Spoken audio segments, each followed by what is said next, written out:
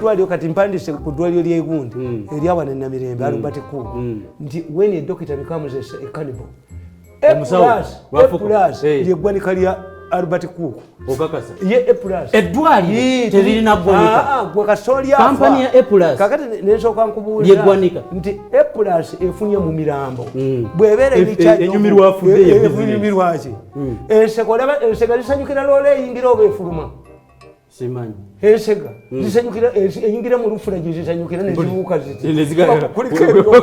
kati plus esanyuka ddi nga waliwo omulambo oguli bayinza noga dokita eno wiiki tukoze bubimu tutire waakiri bataano mpulira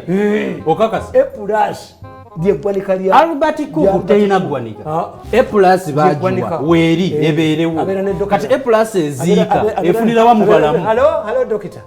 eno wiiki ngetugendedde mpulira lwaki tottayo nga bataano abo ujjukira tuyiweava eroni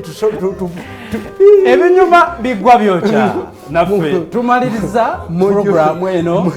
obudde mubumalira ku Museveni abatubba balala bababba balala era mwe buli erese emmotoka ku Albert Cook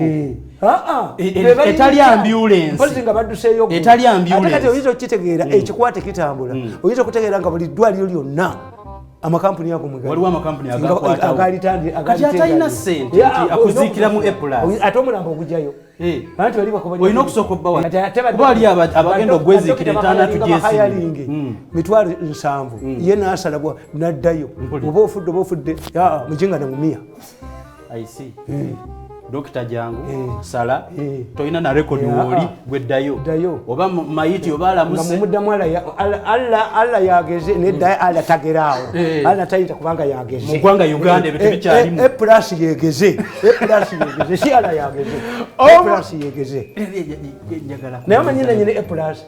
bwe mukubuulira odduka munene nga bas goloza nti bayinza bikubako mu mawulire okakasa onoolabako nti inspection yevudde mu ministry ya health bagenze kukebera lwaki